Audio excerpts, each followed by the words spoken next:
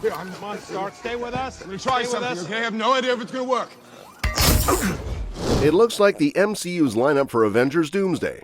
This movie could be the perfect opportunity to bring in some powerhouse characters from the comics who've either gone toe-to-toe with Doctor Doom or could seriously hold their own against him.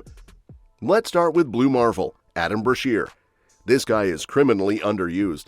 He's basically Marvel's answer to Superman, but with Reed Richards-level brains. A literal super genius and a man who's punched antimatter into submission. He's tangled with Doom in the comics before, especially in stories involving high-level tech, cosmic science, or alternate dimensions. Bringing him in for Doomsday would not only add some serious muscle, but also give us one of the most brilliant minds in the Marvel Universe. He's got history with Monica Rambeau and has even been on the Ultimates team. It's time Marvel gave him the spotlight he deserves. Then there's Amadeus Cho, who becomes the totally awesome Hulk. He's a teen genius, ranked number 7 smartest person in the Marvel Universe, with a ton of charm and swagger. He might not have beef with Doom personally, but he's gone up against major threats and brings a totally different vibe to the table. Cho's Hulk is more controlled, more talkative, and would be a great way to inject humor and youth into a team that might be dealing with heavy themes like betrayal and multiversal collapse. Plus, Cho loves solving problems with science, so matching his brain against Doom's would be chef's kiss. Now, Nova, either Sam Alexander or Richard Rider, is a must if you're dealing with cosmic threats. Richards had direct clashes with Doom, especially during space-heavy arcs like Infinity and Annihilation. Doom's even stolen cosmic powers before, so imagine the tension if Nova shows up knowing what Doom's capable of. Sam, the younger Nova, has his own charm and could be a fun way to tie younger heroes into the bigger picture. Either way, Nova is that perfect link between Earth's defenders and the larger galactic stakes that Doomsday could explore. Hercules also deserves a real MCU moment. He's already been teased in Thor: Love and Thunder, and Doomsday could be his official grand entrance. In the comics, Herc has butted heads with Doom more than once, and while he's often the life of the party, he's no joke in battle. He's a literal god who's fought Hulk, Thor, and more.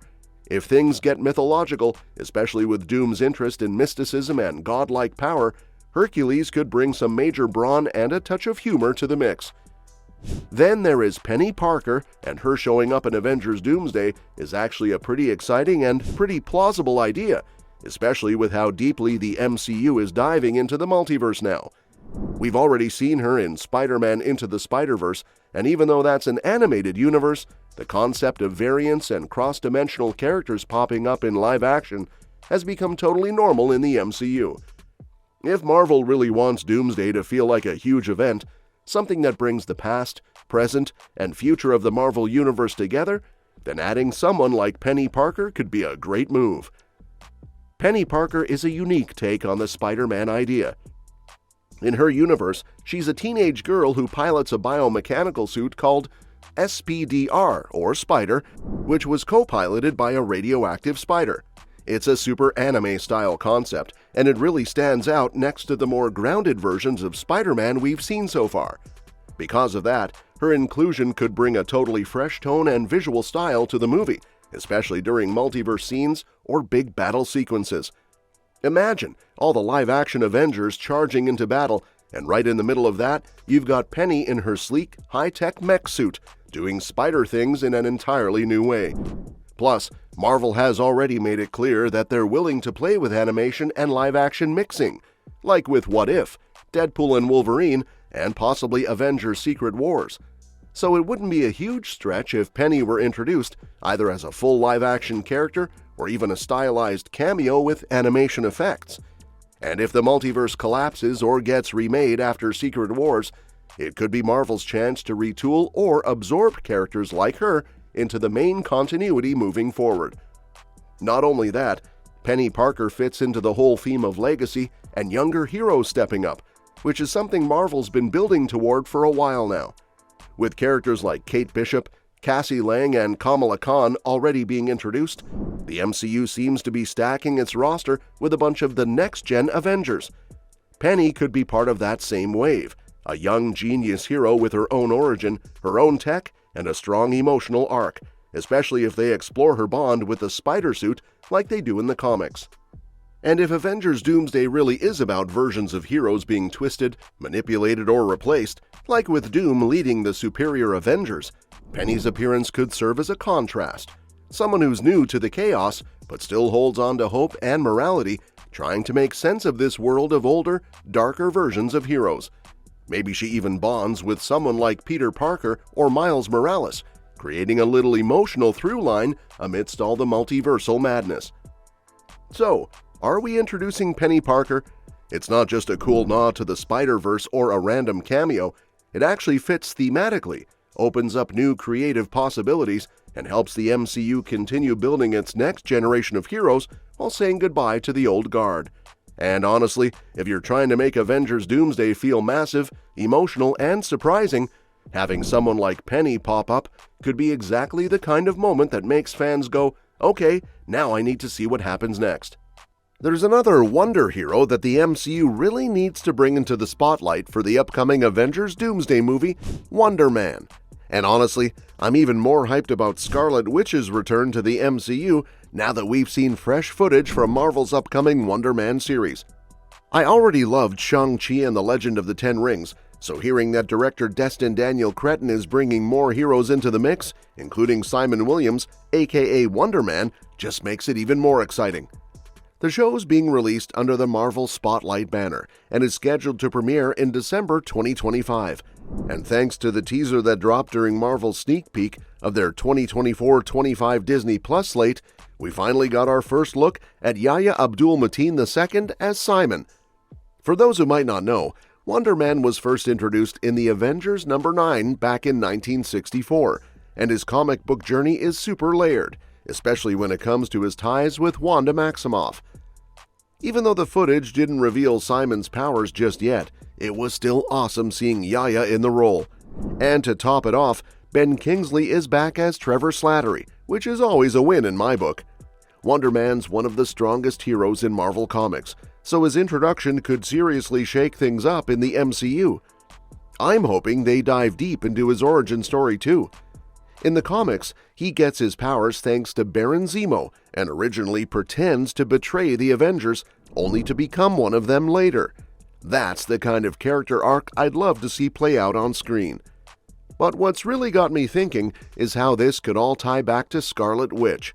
Wonder Man has a huge romantic history with Wanda in the comics. There's even a love triangle with Vision that makes things complicated. We've already seen Wanda and Vision's relationship evolve across the MCU, from Age of Ultron to WandaVision, and it's been anything but simple. So, imagine what happens when Wonder Man shows up and throws a wrench in everything. That storyline alone could add serious drama and depth. In fact, this could be the perfect setup for the West Coast Avengers to finally form in the MCU. Wonder Man was a founding member of that team in the comics, and both Vision and Scarlet Witch officially joined later on. Given where the MCU is heading with the multiverse saga, the timing feels right. If they bring in characters like Shang-Chi, She-Hulk, Ant-Man and the Wasp, and now Wonder Man, with maybe Scarlet Witch and White Vision joining too, that would be a powerhouse team I'd love to see.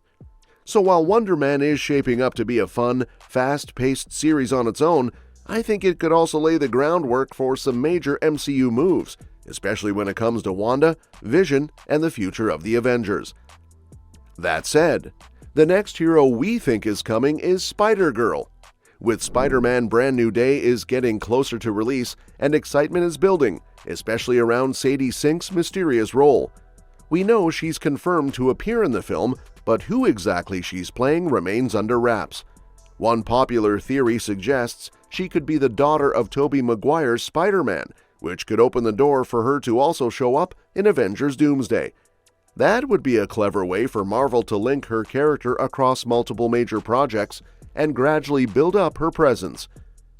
Back in No Way Home, we got to see Tobey Maguire return as his version of Peter Parker alongside Andrew Garfield and Tom Holland. Fans were thrilled, especially since it had been years since Maguire last put on the suit.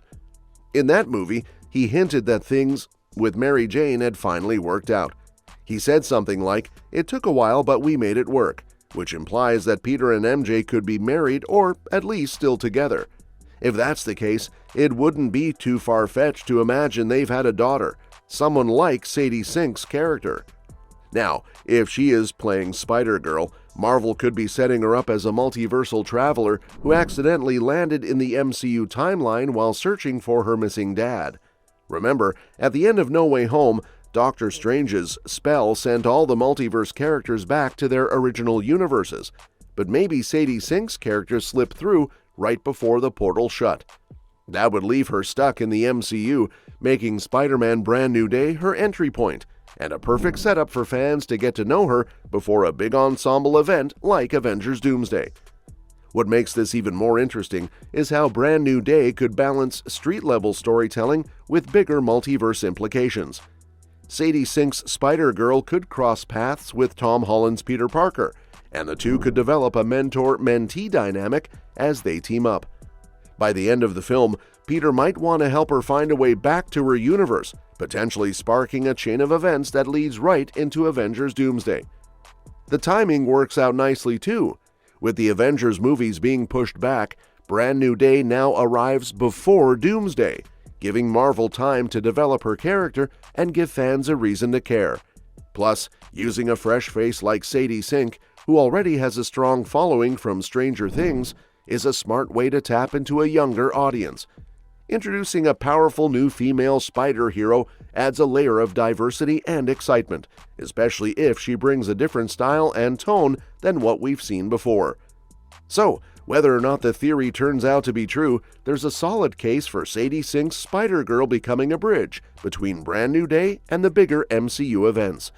With the multiverse still playing a key role and fans eager to see more legacy characters like Maguire's Spider-Man, her role could be the emotional link that brings all those elements together, while giving us another strong hero to cheer for in the process.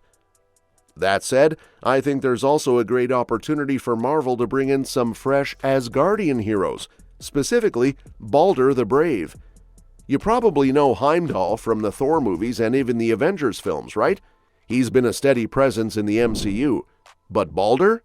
He's kind of flown under the radar so far and hasn't shown up in any Marvel movie yet, which feels like a missed chance. Balder actually made his debut pretty early on, right after Thor was introduced in Journey into Mystery number 83. Stan Lee and Jack Kirby, the legendary duo behind a lot of Marvel's early magic, brought him and Heimdall into the mix just a couple of issues later. While Heimdall got a good amount of screen time in the MCU, Balder has mostly stayed in the shadows. What's cool about Balder is that in the comics, he's Thor's brother, and not just some background character. He's actually super important in Asgard's hierarchy. At one point, when Odin and Thor were out of commission, Balder stepped up and ruled Asgard. So, he's definitely someone with leadership qualities and a strong connection to the royal family. That alone makes him a natural fit for the MCU's expanding Asgardian storyline. Introducing Balder in Avengers Doomsday would be pretty seamless if Marvel wants to dig deeper into Asgard's lore. Given that this movie is shaping up to be a massive team-up event with all kinds of heroes from across the MCU, it makes sense to bring in more of Thor's world. Balder could come in as a key ally or even a new leader figure who helps navigate the chaos caused by the big threat.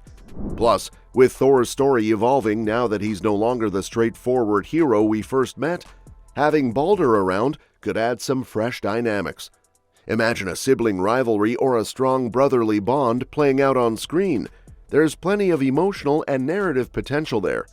Fans love that kind of family drama, especially in superhero movies. Another reason Balder's introduction would work is because he's got a reputation as the Brave. He's known for his courage and honor, which fits perfectly with the heroic themes the MCU loves to highlight. His presence could also add a new flavor to the Asgardian characters, who often feel a bit limited to the same core group in the movies.